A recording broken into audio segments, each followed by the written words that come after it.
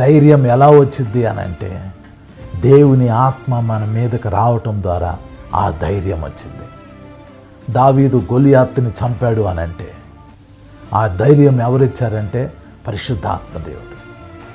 ఆది అపోస్తులు యెరూషలేంలో రాజులు ఎదుట, అధికారులు ఎదుట యేసు క్రీస్తు యొక్క పునరుద్ధానాన్ని ధైర్యంగా చెప్పారు అని అంటే దాని వెనుక పరిశుద్ధాత్మ దేవుడు. లాస్ట్ డేస్లో, ఈ చివరి దినాల్లో మనము చూపించాల్సిన ధైర్యం మనకు ఎక్కడి నుంచి వచ్చింది అని అంటే ఫ్రమ్ ద హోలీ స్పిరిట్. పరిశుద్ధాత్మని చివరి దినాల్లో మనము నిర్లక్ష్యపరచకూడదు.